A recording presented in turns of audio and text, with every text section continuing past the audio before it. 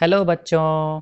आ जाओ देखो। तो आज हम बेटा बात करेंगे आपके साथ एनर्जी और पावर के बारे में। किस बारे में बात करेंगे? एनर्जी और पावर के बारे में।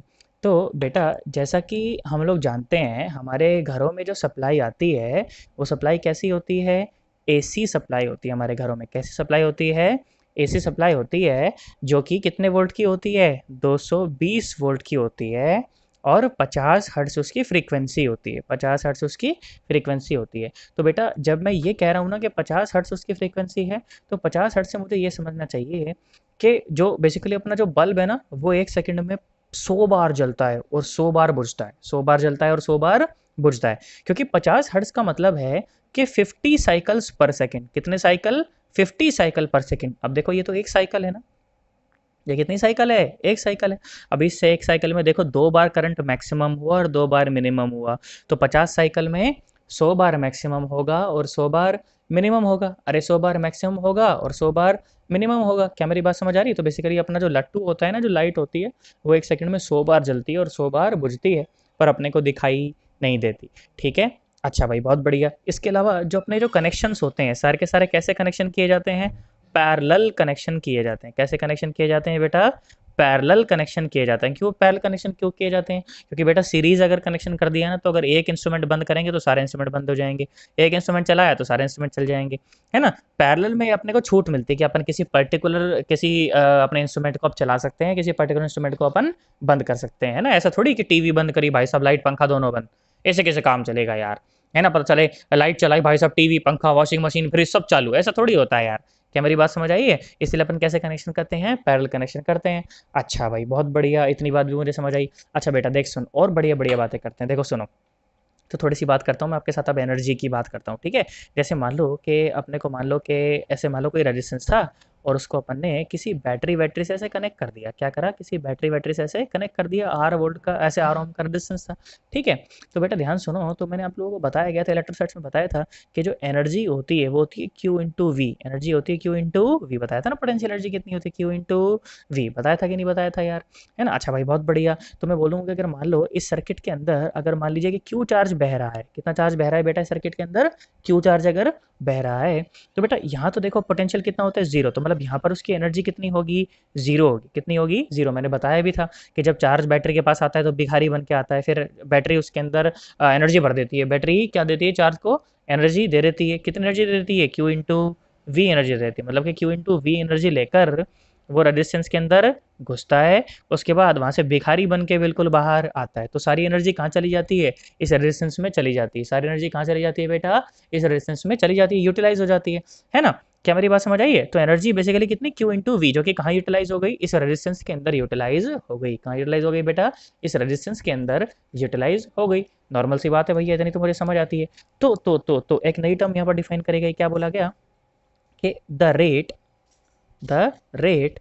of consumption, the rate of consumption or delivery, the rate of consumption or delivery of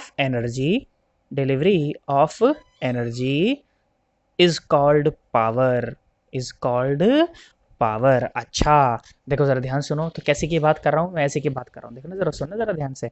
तो मैं क्या बोल रहा हूँ कि पावर क्या है बेटा? पावर है बेटा rate of consumption of energy per unit time. ठीक है। रेट का मतलब पर यूनिट टाइम से होता है। ठीक है। अब ध्यान से देखो। तो ये क्या हुआ? डी बाई डी टी, और एनर्जी क्या है? Q into V. क्या है? Energy Q into V. तो पावर क्या हुआ बेटा? ध्यान से सुनो। तो पोटेंशियल डिफरेंस तो कांस्टेंट है ना सर्किट के अंदर। अच्छा, तो वी को मैंने बाहर लिया तो यह हुआ d q by D T. और d q by D t क्या होता है बेटा? ये d q by D t, ये क्या हो जाएगा? ये हो जाएगा करंट। तो पावर क्या हुई बेटा? पावर हो गई वी इंटू आई। पावर हो गई वी इंटू आई। अब ध्यान से देखो। तो पावर को कैसे डिफाइन करा? एनर्जी पर यूनिट टाइम से। तो आप क्या कह लो इसे? आप कह लो इसे जूल पर सेकंड कह लो। आप क्या कह लो इसे? जूल पर सेकंड कह लो। या उससे भी अच्छा क्या कहेंगे इसे बेटा? इसे हम कहेंगे वाट। क्या कहेंगे हम इसे? वाट। ठीक है। पक्की बात एकदम। तो वाट क्या हो जाएगी? बेसिकली पावर की एसआई यूनिट हो जाएगी। क्या हो जाएगी? पावर की एसआई यूनिट। जूल पर सेकंड को ही क्या कह देंगे अपन? वाट कह देंगे। ठीक है ना। कोई घबराहट तो नहीं है अभी तक इसके अंदर? अच्छा ध्यान से देखो, और बढ़िया बढ़िया बात। इसके अलावा तुम जानते हो ना 1 HP कितना होता है? पावर की एक और यूनिट होती है ना एचपी, तो 1 एचपी कितना होता है 746 वाट होता है। 10वीं में पढ़ के आए होंगे हम लोग, है ना। हालांकि इसका हम अभी इतना इस्तेमाल इसका नहीं करते हैं। 1 एचपी इज इक्वल टू 746 वाट, बस ये अपने को जानना जरूरी है, ठीक है। और वाट किसके बराबर है, जूल पर सेकंड के बराबर है, ठीक है। बेटा एक और बात करते हैं, ध्यान से देखो। मैंने बोला कि चलो मान लो कि ये आर ओम का रेजिस्टेंस है, ये क्या है बेटा, एक आर ओम का रेजिस्टेंस है। और मैंने बोला कि अपन ने इसको वी वोल्ट के पोटेंशियल डिफरेंस से सब्जेक्ट कर दिया, ठीक है। और इसमें से करंट आई बह रहा है, तो मैंने क्या बताया कि इसके अक्रॉस जो पावर डेवलप होगी, इसके अक्रॉस जो पावर का लॉस होगा वो कितना होगा, वी इंटू आई। वो कितना होगा, वी इंटू आई। अब ध्यान से देखो, तो कई बार क्या होगा कि सर्किट के अंदर क्या होगा कि करंट जो है ना वो कांस्टेंट होगा। करंट कैसा होगा, कांस्टेंट होगा। तो बेटा उस समय और वोल्टेज का मुझे आता पता नहीं होगा, पर मैं ये जानता हूँ कि V इज इक्वल टू कितना होता है आई आर। तो उस समय मैं पावर का इस्तेमाल करूंगा कैसे, अच्छा V की जगह पे पुट करो आई आर, तो कितना हो जाएगा आई स्क्वायर आर। जब करंट के बारे में ज़्यादा ज्ञान हो, जब करंट कॉन्स्टेंट हो सर्किट के अंदर, तो इस फॉर्मूले का इस्तेमाल करें। किसका इस्तेमाल करें, आई स्क्वायर आर। क्या मेरी बात समझ आई। और जब अपने को वोल्टेज का ज्ञान हो और करंट का ज़्यादा ज्ञान ना हो, तो उस समय पावर का इस्तेमाल करें कैसे, वी के टर्म में इस्तेमाल करें, ठीक है। अब देखो यहाँ से देखो, तो आई को अगर रिप्लेस करना होता तो आई को क्या लिखता मैं, वी बाय आर। तो पावर क्या हो जाती, वी स्क्वायर बाय आर। तो जब पैरेलल में रेजिस्टेंस कनेक्ट किए जाएंगे उस समय इस फॉर्मूले का इस्तेमाल कर लेंगे, जब सीरीज में कनेक्ट किए जाएंगे तो इसका इस्तेमाल कर लेंगे, जब रेजिस्टेंस ही नहीं पता होगा फिर पावर निकालनी पड़ेगी तो अपन इसका इस्तेमाल कर लेंगे, V into I will be the power. जैसे बैटरी के केस में मैं बोलूंगा कि मान लो ये कोई बैटरी है, मान लो 5 वोल्ट की बैटरी है। कितने वोल्ट की बैटरी है, 5 वोल्ट की बैटरी है। मैं बोलूंगा कि सर्किट में जो करंट है, इसने सर्किट में करंट बनाया हुआ है 2 एम्पियर। कितना करंट बनाया हुआ है, 2 एम्पियर। तो मैं बोलूंगा कि power developed across the battery बताओ। तो आप लोग क्या लिख देंगे, सीधा लिख देंगे 5 दूनी 10 वाट। क्या लिख देंगे, 5 दूनी 10 वाट। क्या तुम्हें बात समझ आ गई, पक्की बात एकदम, कोई घबराहट नहीं तुम्हारे मन में किसी प्रकार की, एकदम 100% सोच लो, है ना। और एग्जांपल कराता हूँ, देखो सुनो। मैंने बोला कि मान लो कि एक रेजिस्टेंस है भैया, एक रेजिस्टेंस है मान लो 2 ओम का, इसमें से 2 एम्पियर का करंट बह रहा है 2 सेकंड के लिए। 2 सेकंड के लिए करंट बह रहा है। मैंने बोला कि हीट कितनी हो जाएगी, कितनी हो जाएगी, हीट कितनी डेवलप होगी बेटा। रेजिस्टेंस में तुम्हें बताया ना मैंने कि पावर का जो कंजम्पशन है बेसिकली ये हीट के फॉर्म में होता है। किस फॉर्म में होता है, हीट के फॉर्म में। तो आप क्या कर देंगे इसे, अब ध्यान से देखो, तो हीट क्या हो जाएगी, हीट क्या हो जाएगी, अच्छा एनर्जी। तो एनर्जी और बेसिकली हीट बात तो एक ही है ना। तो आप इसको ऐसा भी बोल सकते हैं कि एच बाई टी। तो बेसिकली एच क्या हो जाएगी, हीट क्या हो जाएगी, पी इंटू टी। क्या हो जाएगा, पी इंटू टी। तो क्या हो, पी क्या है, वी आई है, तो ये हो जाएगा वी आई टी। क्या हो जाएगा, ये वी आई टी। या फिर वी की वैल्यू को पुट कर दे तो हीट क्या भी हो जाएगी, आई स्क्वायर आर टी। क्या हो जाएगा, आई स्क्वायर आर टी। इसको जूल्स लॉ ऑफ हीटिंग भी कह दिया जाता है कि H is equal to I square R T, ठीक है। अब ध्यान से देखो, तो हीट क्या हो जाएगी, आई स्क्वायर आर टी। तो उससे पहले पावर निकाल दी जाए। पावर क्या होता है, वी इंटू आई। तो पावर कितनी हो गई, 4 वाट। पावर कितनी हो गई, 4 वाट। और हीट कितनी होती है, पी इंटू टी। तो कितना हो जाएगा, 4 इंटू 2 तो कितना हो जाएगा, 8। कितना हो जाएगा, कुछ गलत तो नहीं कर दिया मैंने, है ना। v इंटू आई, अच्छा मुझे मुझे वी आई थोड़ा पता है, वी थोड़ी पता है। तो कितना क्या इस्तेमाल करने का, आई स्क्वायर आर का इस्तेमाल करना पड़ेगा अपने को। तो आई स्क्वायर आर मतलब 2 दूनी 4 और दूनी 8। ये आ गया। कई लोग सोच रहे सर गलत कर दिया अभी तक तो, है ना। देखो सही कर दिया ना। 8 दूनी 16, कितना आया 16, और ये आया जूल। कितना आया 16 इंटू में ये जूल। क्या तुम्हें अभी तक की चर्चा अच्छे से समझ आई है, तुम्हारे मन में कोई घबराहट तो नहीं है ना किसी प्रकार की। चलो एक बार इसको अच्छे से नोट करो, फिर अपन आगे बढ़ते हैं। आओ बेटा देखो सुनो, चर्चा को थोड़ा सा और आगे बढ़ाते हैं। देखो मैंने तुम्हें क्या बताया कि बेसिकली वो एनर्जी और जो हीट है वो बेसिकली एक ही बात है, रेजिस्टेंस के टर्म में बात करूं तो, है ना। और मैंने अभी लोगों को क्या बताया, अभी आप लोगों को बताया कि वो जो पावर थी या D E by D T जो था वो किसके बराबर था, वो आई स्क्वायर आर के बराबर था। किसके बराबर था, आई स्क्वायर आर के बराबर। अभी तो बताया यार, है ना। तो ध्यान से देख, तो यहाँ से अपने को कोई पूछ ले कि भाई हीट बताओ, ऐसे मान लो करंट अगर वेरी कर रहा हो उस समय फिर क्या करेंगे आप, देखो ध्यान सुनो। तो D E is equal to I square और आर और ये डी टी। तो पूरा निकालने के लिए इंटीग्रेट करते हैं तो बेटा हीट क्या आ जाएगा, मान लो रेजिस्टेंस अगर कांस्टेंट रहा तो बेसिकली क्या आ जाएगा, आई स्क्वायर और साथ में डी टी। क्या आ जाएगा, आई स्क्वायर और साथ में डी टी, ठीक है। तो हीट का एक फॉर्मूला ये भी होता है, जब करंट अगर वेरी करो, करंट अगर कांस्टेंट होता तो करंट भी आई स्क्वायर भी बाहर आता, फिर डी टी का इंटीग्रेशन टी हो जाता तो H is equal to I square R T, वही बात थी। पर अगर करंट कांस्टेंट नहीं हो उस समय हीट पूछ ले तो अपने को इस तरह से सॉल्व उसको करना है। फॉर एग्जाम्पल जैसे मैं बोल दूँ, मान लो अपन एसी वेसी में बहुत पढ़ेंगे इसे, कि मैंने बोला मान लो कोई रेजिस्टेंस है आर और उसके अंदर से मैंने बोला कि मान लो इस तरह का करंट बह रहा है, I is equal to I naught sine omega t, ठीक है। I is equal to I naught sine omega t. Omega क्या है, उसका एंगुलर फ्रीक्वेंसी है, ठीक है। आई नॉट क्या है, उसका पीक वैल्यू होती है। तो सब हम वेव्स में पढ़ चुके हैं ना, वेव्स में पढ़ाया था ना कि I is equal to I naught sine omega t, इस तरह की वेव इक्वेशन होती है। अरे पढ़ाया था कि नहीं पढ़ाया था, पढ़ाया था ना।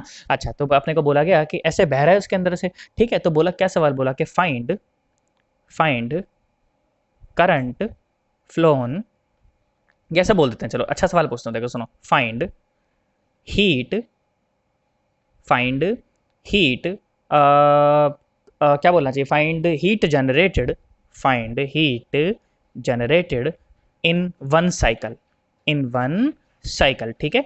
एक साइकिल जब करंट की पूरी बह जाए तो उसमें कितनी हीट डेवलप हुई होगी, है ना। तो ध्यान से देखो, तो अच्छा सवाल हो गया। अच्छा क्या सवाल है, इतना भी टफ नहीं है, कोई आसान सवाल है। देखो जरा ध्यान से देखो, तो इंटीग्रेशन अगर करना आता है तो हो जाएगा। देखो सुनो, तो अपने को पता है कि हीट क्या है, देखो ये है कितना इंटीग्रेशन और आई स्क्वायर और आर और साथ में डी टी, यही सवाल है ना। अब ध्यान से देखो, हो गया सवाल, तो उसके अंदर कोई खास बात थोड़ी है। ध्यान से देख, तो हीट कितना आया बेटा, ये आया, आर तो कांस्टेंट है बाहर ले लो, और आई स्क्वायर तो क्या है, ये आई नॉट का स्क्वायर और साइन स्क्वायर ओमेगा टी और साथ में डी टी, ऐसा ही है ना। तो हीट कितना आया, आर और आई नॉट स्क्वायर आया बाहर, और ये साइन स्क्वायर ओमेगा टी को ऐसे लिख दूँ, देख 1 - cos 2 ओमेगा टी/2, और ये डी टी है ना, तो 2 भी कांस्टेंट है, तो हीट कितना आया, आई नॉट स्क्वायर को बाहर ले लेते हैं और r/2, और अंदर बचा 1 - cos 2 ओमेगा टी और डी टी, ठीक है। अब बात करते हैं लिमिट की। बोला कि वन साइकिल है ना, वन साइकिल मतलब वन टाइम पीरियड के अंदर कितना टाइम वो बह गया करंट। तो अपने को तो पता है कि जो टाइम पीरियड होता है वो क्या होता है, 2 पाई/ओमेगा। अरे यही तो होता है यार, या ओमेगा इज इक्वल टू ऐसा कर लो 2 पाई/टी, ये बात तो जानते हो ना। एंगुलर वेलोसिटी क्या होती है, एंगल पूरा रोटेटेड बाय टाइम। अरे यही तो, एक ही तो बात है। तो टी कितना हो गया, 2 पाई/ओमेगा, मतलब कि कंप्लीट टाइम में इतना टाइम लगता है, ठीक है, कंप्लीट साइकिल में। तो 0 से और 2 पाई/ओमेगा तक की क्या लग जाएगी बेटा, लिमिट लग जाएगी। तो हीट कितना आ जाएगा, ये आई नॉट स्क्वायर और आर और नीचे 2, और दो पार्ट में इंटीग्रेशन चला जाएगा, 0 से और 2 पाई/ओमेगा और साथ में डी टी -0 से और 2 पाई/ओमेगा और cos 2 ओमेगा टी और साथ में डी टी। क्या मेरी बात समझ आई तुम्हें, कोई घबराहट तो नहीं है ना तुम्हारे मन के अंदर। अच्छा ध्यान से देखो, मुझे पता है कि कॉस का जो फंक्शन होता है वो फुल साइकिल में कितना होता है, 0, कितना होता है, 0। नहीं भी पता तो कोई बात नहीं, इंटीग्रेशन कर लो, क्या आएगा, cos 2 ओमेगा टी का साइन 2 ओमेगा टी/2 ओमेगा, अरे ये तो आएगा, 2 ओमेगा तो बाहर रख लोगे आप। फिर इसके अंदर जब आप टाइम की वैल्यू पुट करोगे तो फाइनली कितना हो जाएगा, ये 0 हो जाएगा। कितना हो जाएगा, 0। तो पहला इंटीग्रेशन सिर्फ बचेगा। तो हीट कितना आएगा, ये आएगा आई नॉट स्क्वायर r/2 और साथ में 2 पाई/ओमेगा, 2 ने 2 को मार दिया, तो हीट कितना आया बेटा, आई नॉट स्क्वायर r/π/ओमेगा, है ना। इतना हीट चला जाता है किसके अंदर, एक फुल साइकिल के अंदर। क्या तुम्हें बात समझ आई। देखो जरा एक बार इसको नोट करो, फिर एक इरोडोव का सवाल मैं तुमको कराता हूँ, ठीक है, करो। देखो सुनाओ, एक अच्छा सवाल करते हैं। मेडिकल वाले चाहें तो इस सवाल को स्किप करके भी आगे निकल सकते हैं, बाकी सुनो यार, कर लो, अच्छी बात है, अभी टाइम है अपने पास, करवा रहे हैं तो कर लो, है ना। ध्यान से देखो, बाकी मेन ये जेई एडवांस वालों के लिए, ठीक है। जरा ध्यान सुनो, जरा देखो किस तरह का सवाल पूछा गया, बढ़िया सवाल है, मजा आएगा तुम्हें। देखो तो बोला कि मान लीजिए एक रेजिस्टेंस था, ठीक है, एक रेजिस्टेंस था आर, ठीक है, एक रेजिस्टेंस था आर, और क्या सवाल बोला गया, सवाल बोला गया कि क्यू चार्ज, स्टेटमेंट अच्छे से लिखना कॉपी के अंदर, Q charge phloem flown through this resistance, through this resistance, through this resistance in t naught time, in t naught time, and q charge, and charge q was decreasing, was decreasing uniformly in this time interval, in this time interval, ठीक है। फिर क्या सवाल बोला गया, सवाल बोला गया कि find heat, find heat in the resistance, find heat in the resistance, ठीक है। क्या सवाल बोला गया कि क्यू चार्ज बह गया इस रेजिस्टेंस आर में से टी नॉट टाइम में, ठीक है, और बोला क्या कि जो चार्ज था वो कांस्टेंट नहीं था, charge was uniformly decreasing in this time interval and finally became 0, ठीक है, फाइनली 0 हो गया, फाइनली कितना हो गया, 0 हो गया। फिर क्या बोला, find heat in this the resistance, ठीक है। अब ध्यान से देखो, तो अगर चार्ज का जो फ्लो है अगर वो यूनिफॉर्मली डिक्रीज कर रहा था, तो उस समय अगर मैं आईटी ग्राफ बनाना चाहूँ, है ना, उस समय मैं अगर आईटी ग्राफ बनाना चाहूँ तो मुझे ऐसा बोलना चाहिए, देखो करंट का फ्लो धीरे धीरे डिक्रीज कर रहा था ना, इसका मतलब जो रेजिस्टेंस का फ्लो धीरे धीरे डिक्रीज कर रहा था, इसका मतलब कि करंट धीरे धीरे डिक्रीज कर रहा था, और फाइनली जो चार्ज है वो 0 हो गया उसका फ्लो, तो मतलब कि करंट कितना हो गया, 0। और ये कितनी देर में हुई ये कहानी, ये टी नॉट देर में हुई ये कहानी। कब हुई, टी नॉट देर में, जब तक कि क्यू चार्ज बह चुका था, जब तक कि क्यू चार्ज बह चुका था। तो इसका मतलब शुरू में करंट कुछ तो रहा होगा, मुझे नहीं पता, मैंने आई नॉट मान लिया, मैंने क्या मान लिया, आई नॉट मान लिया। अच्छा भाई आई नॉट मान लिया, कोई बात नहीं। ध्यान से देखो, ध्यान से देखो, तो अगर मैं क्यू चार्ज, पहले तो मुझे पता होना चाहिए कि क्यू चार्ज कितना है यार, कैसे, तभी तो मैं निकाल पाऊंगा। अब ध्यान से देखो जरा, तो अगर मैं आई टी ग्राफ बनाऊं तो मुझे पता है कि इस तरह से इक्वेशन बैठेगी कैसे, y is equal to m x plus c. अब y पे क्या है, करंट है एम एक्स, इसका स्लोप कितना है, मुझे पता है कि स्लोप क्या होता है, स्लोप होता है y2 minus y1 by x2 minus x1, है ना। यहाँ पर पॉइंट क्या है, मेडिकल वालों सुन लो, इतना खोल के तुम्हारे लिए बता रहा हूँ, ध्यान से देखो, नहीं तो छोड़ के आगे निकल जाओ, कोई बात नहीं। ध्यान से देखो तो कितना हुआ, ये हुआ टी नॉट और जीरो, और ये कितना हुआ, जीरो और ये आई नॉट, ठीक है। तो स्लोप बताओ इसका, स्लोप क्या हुआ, y2, तो जीरो माइनस आई नॉट, तो minus I naught by x2 minus x1, x2 कितना है, टी नॉट है ना। तो ये आ गया इसका स्लोप, स्लोप कितना आया, minus I naught by t naught, कितना, minus I naught by t naught. अच्छा, तो minus I not by T naught, और एक्स पर क्या है, टाइम है, प्लस वाई इंटरसेप्ट कितना है, आई नॉट। तो ये इक्वेशन बन गई करंट की, ये इक्वेशन बन गई करंट की। अच्छा भाई, बहुत बढ़िया, ठीक भाई, बात समझ आई। इसके अलावा, इसके अलावा अब देखो, ध्यान सुनो, मुझे आई नॉट पता थोड़ी है, अरे मुझे आई नॉट पता थोड़ी है, चलो इक्वेशन तो आ गई, कोई बात नहीं, यहाँ से हीट भी निकाल दूंगा मैं आई स्क्वायर आर टी करके, पर मुझे आई नॉट पता नहीं है, तो पहले मुझे आई नॉट पता होना चाहिए। चलो आओ आई नॉट पता करते हैं, देखो सुनो, ध्यान से देखो, आई नॉट पता करते हैं, आई नॉट आ गया, उसके बाद तो सवाल हो ही जाएगा, उसमें कुछ बचा ही नहीं। अब ध्यान से देखो, तो मुझे पता है कि जो करंट होता है वो होता है D q by D T, है ना। तो डी क्यू क्या हुआ, डी क्यू हो गया I D T, D Q हो गया आई डी टी, है ना। पूरा चार्ज निकालना पड़े तो इंटीग्रेट कर दो, जीरो से सम क्यू तक, जीरो से सम क्यू तक, और करंट कैसा, जीरो से सम आई नॉट तक, जीरो से सम आई, अच्छा लिमिट कैसी लगेगी बेटा, लिमिट लग जाएगी अब उल्टी, है ना, क्योंकि चार्ज देखो, चार्ज जैसे जैसे फ्लो कर रहा है ना, वैसे वैसे क्या हो रहा है, नहीं नहीं ठीक है ठीक है ठीक है, चलो ध्यान से देखो, तो आया चार्ज कितना आया, क्यू, है ना, और आई की जगह पे, आई की जगह पे देखो कितना आया, minus I not by T not into T plus I not into D T, और जीरो से और आई नॉट तक की लग गई लिमिट, जीरो से और आई नॉट तक की लग गई लिमिट, कोई दिक्कत तो, अच्छा जीरो से और आई नॉट तक की लिमिट लग जाएगी, हाँ ठीक है, कोई दिक्कत नहीं भाई, सही चल रहा है मामला अभी तक तो। अच्छा, तो क्यू चार्ज कितना आया, क्यू चार्ज आया, ध्यान से देखो, ध्यान से देखो, अच्छा जीरो, अच्छा टाइम का इंटीग्रेशन हो रहा है ना ये, टाइम का, तो जीरो से टी नॉट तक की लिमिट लगनी चाहिए ना, कितनी लिमिट लगनी चाहिए, जीरो से टी नॉट तक की।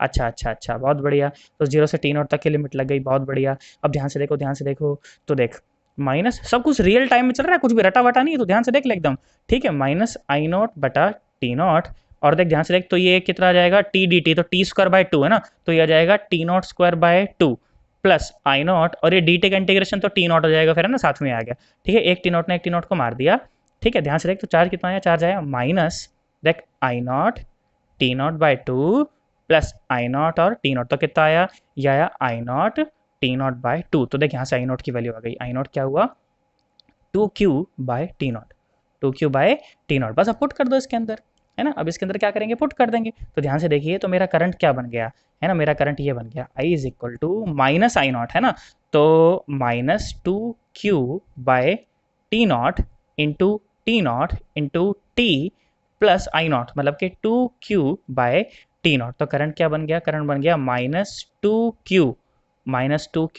टी, और नीचे टी नॉट स्क्वायर, नीचे T not square plus two Q by T not, हाँ जी, ये बन गई इक्वेशन देख, है ना। अब बस हीट ही तो निकालनी, हीट क्या होती है, हीट होती है इंटीग्रेशन आई स्क्वायर आर और D T, I square R और डी टी, तो बेटा हीट कितनी आ गई, हीट आ गई इसका स्क्वायर, इस पूरी टर्म का, minus two q t by T naught का square plus two Q by T naught का स्क्वायर, और साथ में आर, और साथ में डी टी, और लिमिट कहाँ, जीरो से टी नॉट तक की, ठीक है, ये रहा।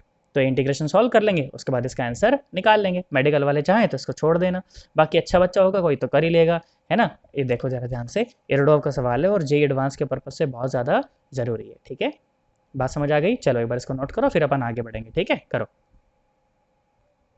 फिर देखो, ऐसे बहुत सारे टाइम पास सवाल पूछे जाते हैं, मैं करवा नहीं रहा हूँ, जैसे मान लो कि अपने को ऐसा वेरिएशन दे दिया करंट का, है ना, तुम करोगे, होमवर्क सवाल है तुम्हारा ये, देखो करंट का ऐसा वेरिएशन दे दिया, I is equal to I naught e power minus a t, ऐसा वेरिएशन दे दिया, फिर सवाल क्या बोला, सवाल बोला कि find the heat generated, find the heat generated in a resistance R in 0 to infinite time, 0 to infinite time, कर सकते हो कि नहीं कर सकते? नॉर्मल सी बात है, यही तो करना है। Heat is equal to integration I square R D T. I square की वैल्यू रख देना, साथ में आर डी टी, आर तो कॉन्स्टेंट है, टी की लिमिट लग जाएगी 0 से इन्फिनिटी तक। बोलो कर सकते हो कि नहीं कर सकते? इंटीग्रेशन करना तुम्हारे पर छोड़ रहा हूँ यार, है ना। आंसर लो, मिला लेना आंसर, मुझे भी बताना कि हाँ सर मैंने सॉल्व किया था। आई नॉट स्क्वायर बाय आर और 2a, देखो ये तुम्हारा आंसर आना चाहिए इंटीग्रेशन सॉल्व करने के बाद, ठीक है। आई होप तुम लोग इसको कर लोगे, पक्की पक्की बात है ना, कर लोगे ना आराम से? ऐसा तो नहीं कि घबरा वबरा तो नहीं जाओगे? अच्छा तुम्हें ऐसे लगे आते, एक और बात पूछूं, अपने घर में जो बिल आता है मान लो बेटा बिजली का, तो आप किसके लिए पे करते हो? आप किस चीज़ के लिए पे करते हो बताओ? करंट के लिए, पावर के लिए, एनर्जी के लिए, या पोटेंशियल डिफरेंस के लिए? चार रिलेशन, चार तुम्हारे पास वो है, चॉइसेस हैं। क्या चॉइसेस हैं? करंट, पावर, एनर्जी और पोटेंशियल डिफरेंस। बताओ किसके लिए पे करते हो? बताओ बताओ बताओ। बेटा हम पे करते हैं एनर्जी के लिए। किस चीज़ के लिए हम पे करते हैं? एनर्जी के लिए। नीट में एक बार सवाल पूछा गया था ये चार ऑप्शन देके कि बताओ हमारे घर में जो बिल भरते हैं हम, बिल किस चीज़ का भरते हैं? तो भैया एनर्जी का बिल भरते हैं। किस चीज़ का बिल भरते हैं? एनर्जी का, ना कि करंट का, और ना कि पावर का, और ना कि पोटेंशियल डिफरेंस का। क्या मेरी बात समझ आ गई? हम बिल किस चीज़ का भरते हैं बेटा? एनर्जी का बिल भरते हैं। अच्छा, तो एनर्जी तो तुम्हें पता होगा, तुम्हारे घर में बिल आता होगा तो 1 यूनिट, 2 यूनिट, 4 यूनिट ऐसे आता है, नहीं आता यार? ऐसे आती है ना। तो वो यूनिट का क्या मतलब है, मैं तुम्हें यूनिट का मतलब समझाता हूँ। बेसिकली अपन कहते भी हैं जैसे, है ना, कि भाई इतना यूनिट हो गई आज तो, इस बार तो यार इस महीने तो बहुत ज़्यादा बिल आएगा, है ना। और बेसिकली जैसे 1 यूनिट होती है अपने यहाँ, जैसे राजस्थान में तो महंगी यार राजस्थान में बिजली यार। राजस्थान में तो 5-6 यूनिट, 5-6 रुपये लगते हैं शायद 1 यूनिट के, 6-7 रुपये शायद में भी। हाँ 7 रुपये की 1 यूनिट है शायद। हाँ अपन यहाँ हरियाणा में यार 4.5-5 रुपये की 1 यूनिट आती है ना। तो थोड़ा सा फर्क है अपने, आपके यहाँ बिजली थोड़ी सी राजस्थान में महंगी है, राजस्थान हरियाणा में थोड़ी सी बिजली सस्ती है। और सबसे ज़्यादा पता है महंगी बिजली कहाँ है? आंध्र प्रदेश में सबसे ज़्यादा महंगी बिजली है। 12-12 यूनिट के पैसे लेते हैं वो लोग, 12 रुपये पर यूनिट के पैसे। सर ये यूनिट यूनिट बोले जा रहे हो सर, क्या होती है यूनिट सर? ध्यान से देखो मैं तुम्हें यूनिट बताता हूँ। तो बेटा 1 यूनिट, 1 यूनिट का जो मतलब होता है वो होता है 1 किलोवाट आवर। 1 किलोवाट आवर ई का होता है, सुनो जरा ध्यान से, 1 किलोवाट आवर। तो 1 यूनिट इज इक्वल टू 1, और किलोवाट मतलब 10 पावर 3 वाट, मतलब 1000 वाट। और आवर इसको सेकंड में कन्वर्ट कर देता हूँ, तो ये हुआ 3600 सेकंड। 3600 सेकंड मतलब कि 1 यूनिट इज इक्वल टू 3 4 5, मतलब कि 36 इंटू 10 पावर 5। 10 पावर कितना? 5 वाट इंटू सेकेंड। अरे वाट इंटू सेकेंड तुम्हें बताया था मैंने। और वाट क्या होती है? वाट होती है जूल पर सेकेंड। वाट क्या होती है? जूल पर सेकेंड, है ना। तो 1 यूनिट क्या हो गया बेटा? 1 यूनिट हो गया 36 इंटू 10 पावर 5 इंटू देखो जूल पर सेकेंड, और इंटू सेकेंड, सेकेंड ने सेकेंड को मार दिया, तो 1 unit is equal to 36 into 10 power 5 joule. मतलब जो आप इतनी एनर्जी सरकार से ले लेते हो ना, तो सरकार आपसे 4.5-5 रुपए लेती है, आपके यहाँ पे 7 रुपए लेती है, आंध्र प्रदेश में 12 रुपए लेती है। मतलब इतनी ज़्यादा एनर्जी जब आप कंज्यूम कर रहे हैं, फ्लक्चुएट होते रहते हैं, पता चले अभी इंटरनेट पे सर्च करें सर, बाहर झूठ बोला सर, है ना, फ्लक्चुएट होते रहते हैं, है ना। देखो जरा ध्यान से देखो, तो 36 इंटू 10 पावर 5 जूल, है ना। इतनी जब एनर्जी आप सरकार से ले लेते हो, तो मतलब कि आप 1 यूनिट आप खर्च कर लेते हो। क्या मेरी बात समझ आ गई? पक्की बात एकदम। तो आज के बाद आप क्या समझना कि अगर मान लो किसी बल्ब, जैसे बल्ब होता है 100 वाट का बल्ब होता है, तो आप ये समझना कि जो 100 वाट का जो बल्ब है ना, ये 1 सेकंड में 100 जूल एनर्जी जला रहा है। ये कितनी एनर्जी जला रहा है? 1 सेकंड में 100 जूल एनर्जी जला रहा है ना। वाट का मतलब क्या होता है? जूल पर सेकंड, है ना। तो 100 वाट मतलब के 100 जूल एनर्जी जला रहा है ये 1 सेकंड के अंदर। क्या तुम्हें बात समझ आ गई है? पक्की बात एकदम। अब सुनो जरा, देखो जरा ध्यान से, तुम्हें बिजली का बिल भी जो है ना वो कैलकुलेट करना आना चाहिए। फॉर एग्जाम्पल मान लो कि अपन इस तरह से बिजली का बिल कैलकुलेट करते हैं। मैंने कहा देखो एक कमरा है, ठीक है, क्या है? एक कमरा है, ठीक है। उस एक कमरे के अंदर देखो, मैंने कहा चलिए कमरा ही मान लो यार, तुम क्या ऐसी बात कर रहे हैं। मैंने बोला मान लो कमरा है, ठीक है। उस कमरे के अंदर भाई साहब 10 फैन है। कितने फैन है? 10 फैन है, ठीक है। और कितने क्या है? मैंने बोला 100 वाट ईच, 100 वाट ईच, 100 वाट ईच, ठीक है। और मैंने बोला मान लो 15 ट्यूबलाइट है, हॉल मान लिया अपन ने, ठीक है। 15 ट्यूबलाइट है। अच्छा 15 ट्यूबलाइट है, मैंने बोला चलो मान लो 50 वाट ईच। कितनी? 50 वाट ईच, ठीक है। और बोल देते चलो एक एसी है, ठीक है, अच्छा हॉल बनाएंगे बढ़िया। मैंने बोला एक एसी है, ठीक है। और एसी है, मैंने बोला मान लो 1000 वाट का, या 1000 वाट का थोड़ी एसी होता है, 7000 वाट का मान लेते, चलो 7000 वाट का एसी मान लिया, है ना। तो तुमको बोला कि ये जो हॉल में है ना भाई साहब, एक दिन में 10 घंटे क्लास लगती है, ठीक है। मान लो ये अपना हॉल है, ठीक है। और इस हॉल में भाई साहब 1 घंटे में 10 दिन, एक घंटे में 10 दिन क्या बोल रहा हूँ, एक दिन में 10 घंटे क्लास लगती है। अच्छा 10 आवर्स अ डे, ठीक है, 10 hours a day class, 10 hours a day class, ठीक है। तुमको बोला गया कि बिजली का बिल बताएं, बिजली का बिल बताएं, बिजली का बिल बताएं अगर 1 यूनिट का जो पैसा है, मैं बोल देता हूँ चलो 7 रुपया है, कितना है 7 रुपया, तो 7 रुपया है एक यूनिट का पैसा। तुमको बोला गया कि बिजली का बिल बताएं, चलो वीडियो कहीं पे स्टॉप करो, ईमानदारी से खुद से करो, एक बार ट्राई करो। देखो आओ सुनो, मैं करवाता हूँ, मैं ऐसा अज्यूम कर रहा हूँ कि तुमने करा होगा, ठीक है। अब देखो जरा सुनो, तो 10 पंखे थे, 1000 वाट है ना, 1000 वाट का है ना एक पंखा, मतलब 100 वाट का है ना एक पंखा, तो 10 पंखे कितने हो गए भाई, 1000 वाट के पंखा हो गए, 1000 वाट के हो गए पंखे, 1000 वाट के हो गए पंखे। और 15×5 = 75, तो ये हो गया भाई साहब 750 वाट की हो गई ट्यूबलाइट, 750 वाट की हो गई ट्यूबलाइट। और 7000 वाट का हो गया एसी, 7000 वाट का हो गया एसी, 05 7750 वाट हो गई, 7750 वाट, 7750 वाट, ये 1 घंटे का है। ये कितने का है, 1 घंटे, अरे यार हाँ ना तो बोल, ये कितने का है, 1 घंटे का है, 1 घंटे की वॉट है। 7750 कितना हो गया, गलती तो नहीं करी ना मैंने, अरे ध्यान से देख लो एक बार जरा, गलती गलती नहीं कर दी हो बस। अच्छा 1000 वाट का था नहीं, तो 7850, अच्छा 8750 हो गया, ये कितना हो गया, 8750 वाट हो गया। और ये हो गया पर आर, ठीक है, ये हो गया पर आर, क्या मेरी बात समझ आ रही है, पर आर का हो गया, इतना हिसाब किताब हो गया। तो एक दिन का हिसाब किताब कितना हो गया, 1 घंटे में wattage per day, wattage per day, wattage per day, 10 से और मल्टीप्लाई कर दो, तो 8750 × 10, तो हो गया, ये हो गया भाई साहब 8750। अच्छा एक दिन का निकालना है ना ये तो एक दिन का निकालना है, तो कितना हो गया, एक दिन का निकाल, अरे यार ये तो 1 सेकंड का था ना यार, तो एक दिन का कितना निकलेगा, 3600 से, 1 घंटे का कितना निकलेगा, 3600 से मल्टीप्लाई तो करो उसको, है ना। ये हो गया, अच्छा देख ध्यान सुन, सही से कैलकुलेट करते हैं, आओ सुनो। तो ये हो गया 1 सेकंड का, ठीक है।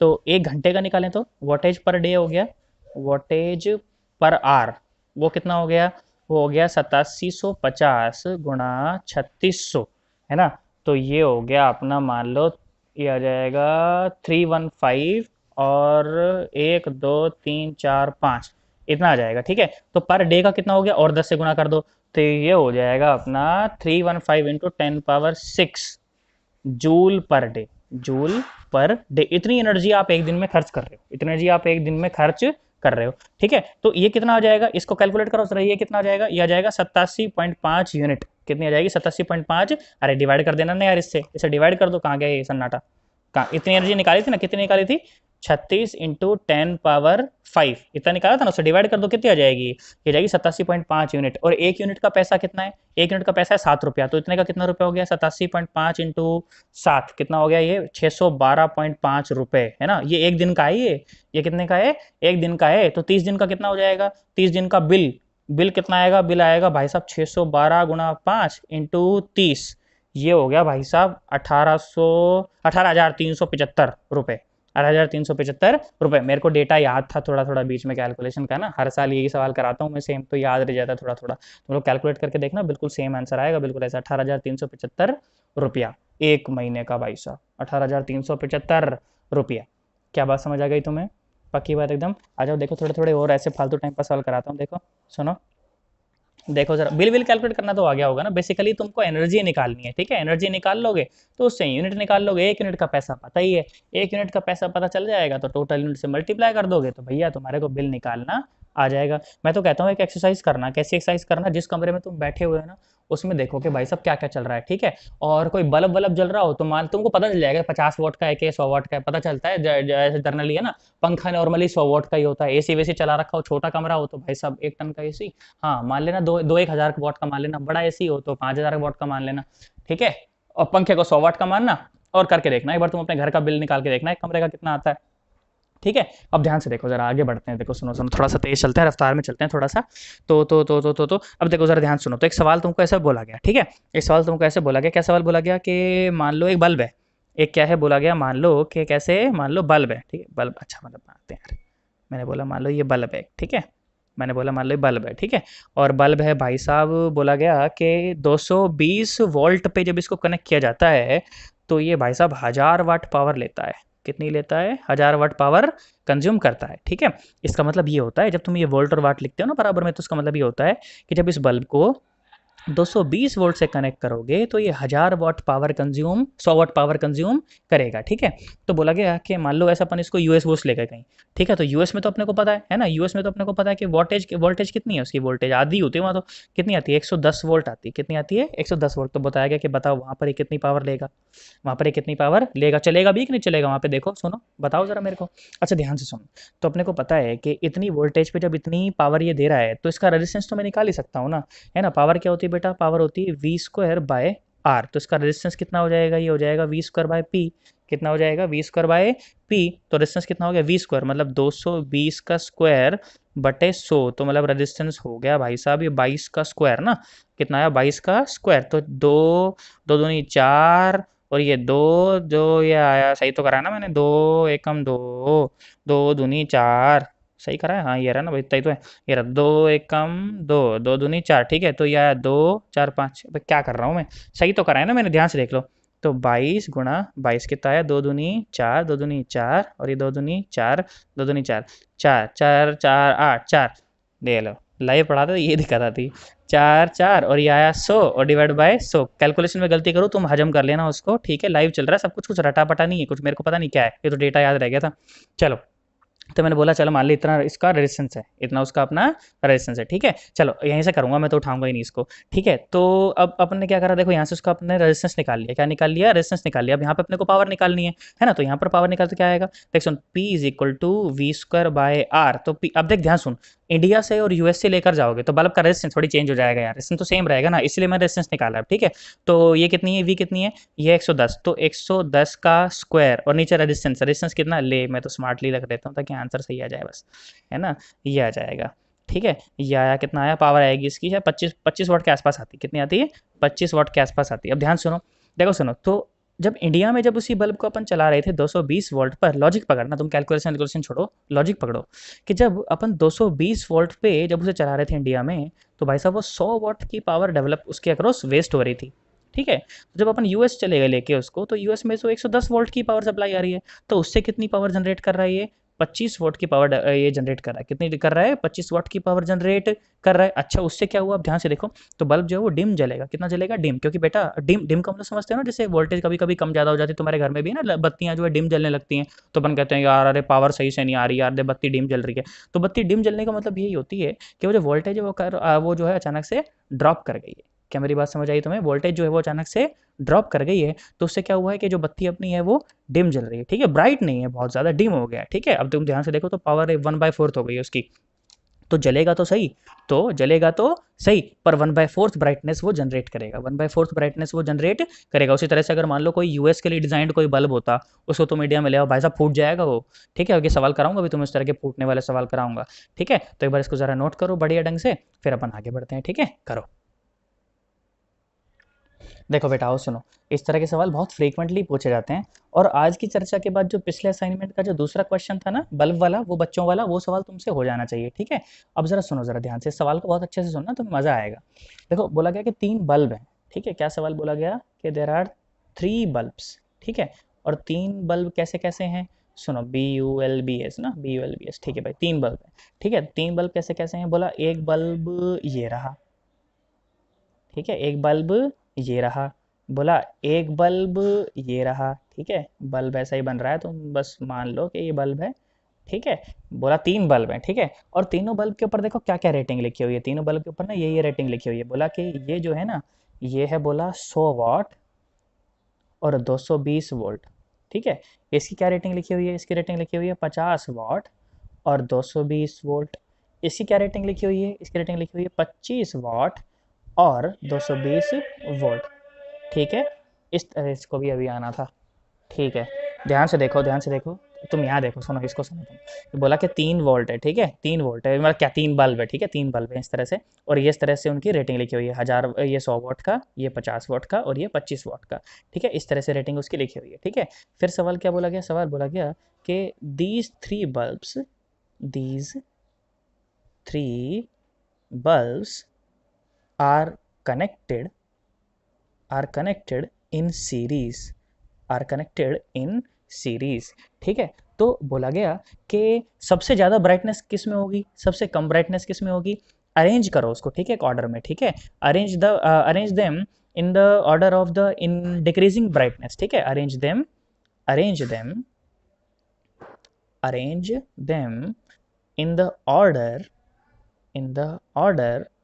Of decreasing brightness, arrange them in the order of decreasing bright. अच्छा, मैंने कहा ठीक भाई, कोई बात नहीं। अच्छा, जिसके करो सबसे ज़्यादा पावर का लॉस हो रहा होगा, पक्की बात है कि वही भाई सबसे ज़्यादा ब्राइट होगा, क्योंकि सबसे ज़्यादा पावर तो वही लॉस कर रहा है। अच्छा भाई, बहुत बढ़िया, तो बात समझ आई। मैंने कहा चलो तीनों को कनेक्ट कर देते हैं, ठीक है, तो तीनों को कनेक्ट करा अपने, ठीक है। चलो थोड़ा सा ढंग का सा बना देते हैं कोशिश करके। मैंने बोला ये मान लो ये बल्ब एक B1 हो गया, ये से दूसरा हो गया, क्या बल्ब बल्ब ये रहो, चलो मान लो 3 बल्ब हो गए, ठीक है ऐसे। और मैंने बोला कि चलो मान लो एक बैटरी से अपन इसको कनेक्ट कर दिया, 220 वोल्ट की सप्लाई है, ठीक है। अच्छा भाई, बहुत बढ़िया, तो ये बात हमें समझ आई। अच्छा, फिर क्या करा, फिर क्या करा, फिर क्या करा? अब मुझे एक बात बताओ ज़रा ध्यान से। तो तीनों जब सीरीज़ में है, तो करंट तो तीनों में सेम है ना? अरे करंट तो तीनों में सेम है। अच्छा भाई, करंट तो तीनों में सेम है। तो करंट अगर सेम है तो मुझे पावर का कौन सा फॉर्मूला इस्तेमाल करना चाहिए? P is equal to I square R. P is equal to I square R, मतलब कि जिसका रेजिस्टेंस सबसे ज़्यादा उसकी पावर सबसे ज़्यादा, जिस और वो सबसे ज़्यादा ब्राइट, और वो सबसे ज़्यादा ब्राइट, जिसकी जिसका रेजिस्टेंस सबसे कम उसकी पावर सबसे कम, और वो सबसे कम ब्राइट। अच्छा, तो इसका मतलब मुझे इन तीनों बल्ब्स का क्या निकालना है? रेजिस्टेंस निकालना है। ये सवाल है इनडायरेक्टली। तो रेजिस्टेंस तो मैं निकाल ही सकता हूँ ना, देख मुझे तो पूरा कैलकुलेट भी करने की आवश्यकता नहीं है। मैं ये बात जानता हूँ कि power is equal to V square by R. भाई पी और वी दिया हुआ है ना, तो आर तो निकाल सकते हैं। तो आर क्या हुआ? V square by P. तो मतलब पहले बल्ब का जो रेजिस्टेंस है R1, वो हुआ 220 वोल्ट बाय पी। पी कितनी उसकी पावर है? 100 वाट। ठीक है, ऐसे ही R2 कितना हो गया? ये हो गया 220 का स्क्वायर, और नीचे उसकी पावर कितनी? 50। ठीक है, ऐसे ही R3 कितना हुआ? 220 का स्क्वायर बाय उसकी पावर कितनी? 25। तो नीचे जिसका सबसे कम डिवाइड हो रहा है उसका रेजिस्टेंस सबसे ज़्यादा है ना, और जिसका रेजिस्टेंस सबसे ज़्यादा है उसकी पावर भी सबसे ज़्यादा है, मतलब वो सबसे ज़्यादा ब्राइट है। इसका मतलब कि बेटा अगर मैं इनको नाम दे दूं A B C, तो सबसे बढ़िया कौन सा जलेगा? सबसे बढ़िया जो जलेगा वो होगा C बल्ब, उसके बाद B बल्ब, उसके बाद कौन सा? उसके बाद A बल्ब। क्यों क्यों क्यों? दोबारा सुन लो सन्नाटो। देखो सुनो, ध्यान सुनो। तो जिसका रेजिस्टेंस सबसे ज़्यादा, जिसका रेजिस्टेंस सबसे ज़्यादा, उसके अक्रॉस पावर सबसे ज़्यादा, जिसके अक्रॉस पावर सबसे ज़्यादा, वो सबसे ज़्यादा ब्राइट जलेगा, वो सबसे ज़्यादा ब्राइट जलेगा। पर अगर सेम केस अगर ऐसे हो जाता ना, कि अगर तीनों बल्ब को, अगर मान लीजिए कि तीनों बल्ब को अगर आपने पैरेलल में कनेक्ट कर दिया होता, अगर तीनों बल्ब को अगर आपने पैरेलल में कनेक्ट कर दिया होता, उस समय कहानी कुछ और हो जाती। उस समय कहानी कुछ और हो जाती, क्योंकि मुझे पता होता कि V वोल्ट का ही पोटेंशियल डिफरेंस है हर एक के थ्रू। कितना? V वोल्ट का ही पोटेंशियल डिफरेंस है हर एक बल्ब के थ्रू, A B C, है ना। तो क्या क्या कहता मैं फिर? मैं पावर का ये फॉर्मूला इस्तेमाल करता, क्या? P is equal to V square by R. तो जिसका रेजिस्टेंस सबसे कम उसकी पावर सबसे ज़्यादा। तो ऑर्डर कैसा हो जाता? ऑर्डर बिल्कुल उलट जाता है ना। P A will be greater than P B, that will greater than P C. तो ठीक है, जो ब्राइटनेस का ऑर्डर होता है फिर ये होता कि जो ए बल्ब होता है वो सबसे ज़्यादा जलता, बी तो इंटरमीडिएट ही रहता, और सी बल्ब सबसे कम जलता। पर जब सीरीज़ में कनेक्ट कर दिए तो ऑर्डर बिल्कुल अलग है। इस बात का मुझे अच्छे से ज्ञान होना चाहिए। पक्की बात एकदम, सोच ले। चलो एक बार इसको अच्छे से नोट करो, फिर और सवाल करवाता हूँ तुम्हें। देखो एक और सवाल कर लेते हैं। बोला गया कि देर आर 4 आइडेंटिकल बल्ब्स। ठीक है, क्या बोला गया सवाल? There are there are 4 identical bulbs. There are 4 identical bulbs. और बोला कि उनको इस तरह से एक सर्किट में जोड़ा गया। ठीक है, इस तरह से एक सर्किट में जोड़ा गया। कैसे? सुनो जरा ध्यान से। बोला इस तरह से कुछ ऐसे जोड़ा गया है। ठीक है, देखो ऐसे, ऐसे, और फिर एक मान लो यहाँ पर ऐसे बैटरी से जोड़ दिया नीचे उसको, और बोला कि ऊपर एक और ऐसे बल्ब है। ठीक है, ऐसे जोड़ दिया। ठीक है, अब ध्यान से देखो, तो नाम रख दिया इनका। कैसे कैसे नाम रखा?